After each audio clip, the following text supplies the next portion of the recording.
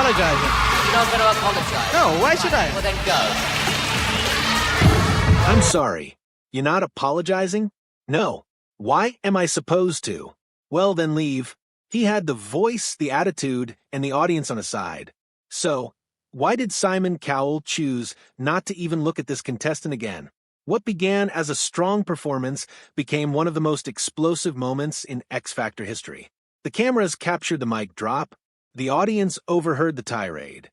But what ensued was kept secret until today. Simon made a choice that stunned the whole production, reports say. This is not just about music. This is about rebellion, control, and the contestant who goaded X Factor too far. The six-chair gauntlet. The six-chair challenge was never supposed to be a cakewalk. If this kind of story touches your heart, if you're someone who cares about truth, responsibility, and speaking up for the voiceless, please like this video, subscribe to our channel Star Vault TV, and share it with someone who should hear it. Let's get started. Indeed, it was deliberately created to test contestants to the limit. While hopeful warmth greeted early auditions or dramatic tension live shows, this round was all pressure. You had just one chance to wow the judges, just one opportunity to bag a seat, and even then that seat might be snatched away from you seconds later. It was a trial not only of skill, but of stamina, showmanship, and crowd handling in the type of venue that was more like a battlefield than a concert hall. In 2015, the strain came to breaking point, and it wasn't long before events ran out of control in ways the producers didn't think were possible. Wembley Arena was full of more than 5,000 that day. Every face in the crowd was prepared to cheer, to boo, and respond to whatever pandemonium happened on stage. The judges occupied their accustomed positions. Simon Cowell, Rita Ora, Cheryl Fernandez-Versini, and Nick Grimshaw, ready for days of performing, their faces maintained but already fatigued. Everyone knew that this round was merciless, but no one could be prepared for how awkward things were going to become. Among the dozens of acts lined up to perform was a 21-year-old named Mason Noyes. He wasn't a household name, not yet. In fact, most viewers probably hadn't remembered much about his first audition, which aired for less than a minute during the earlier stages. It was a blink and you miss it kind of edit. But those who were there in person knew he had something. Mason had given a strong performance combining R&B, pop, and his own singing style. He was dressed smartly, moved with purpose, and appeared unfazed by all the commotion around him. That mere presence would have been enough to make him a standout. But on the X Factor, being noticed could be both good and bad, particularly in a round like this where spectacle was called for and feelings ran high. Backstage, producers were working under the gun. Everything had to go quickly. Performers were brought in and out. Song selections were double-checked. Microphones were adjusted. Cameras were reset. The format had no margin for error, and any minute could turn from mundane to unforgettable in an instant. Contestants climbed higher, fell, or, in a very few instances, did something totally unpredictable. Mason remained still in the midst of the turmoil. He had been called.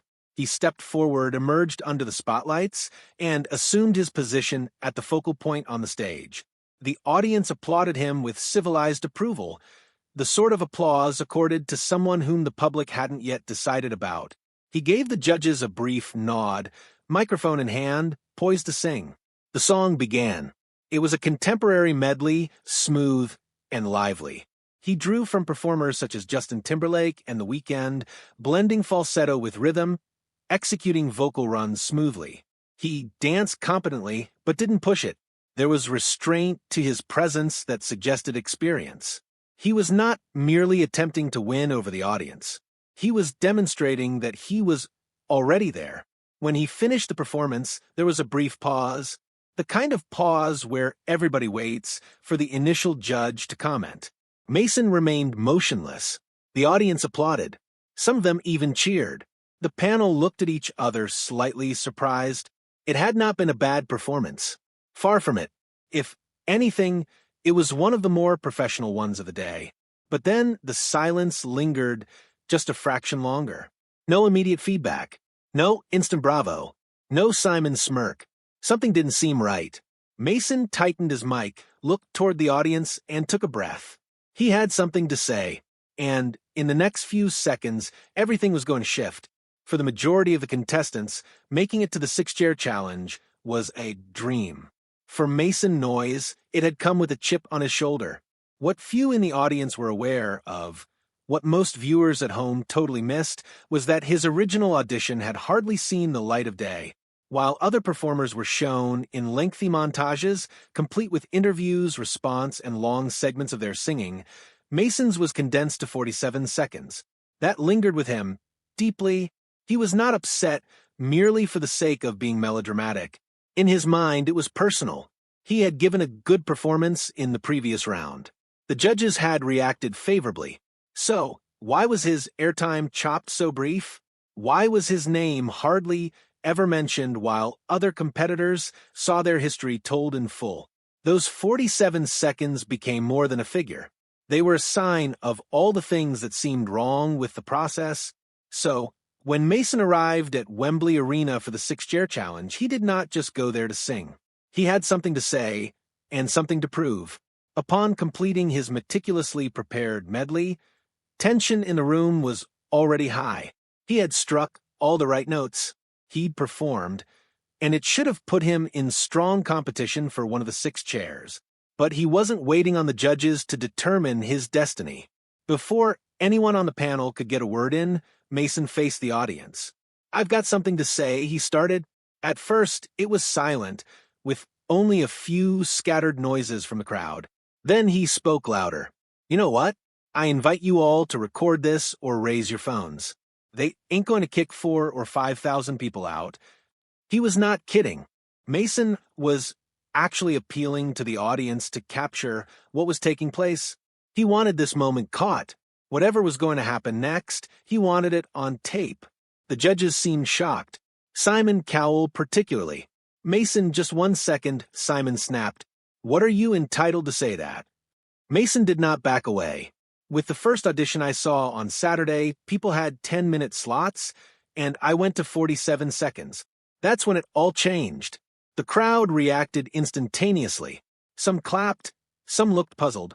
Most just sat there, not knowing if this was what they'd come to watch or something entirely spontaneous. Simon's reaction was quick and brutal. "Mason, let me tell you something. You are 5 seconds from being dumped off the stage, and I mean that." He wasn't yelling, but the warning in his tone was unmistakable. The atmosphere between judge and contestant had become ugly and quick.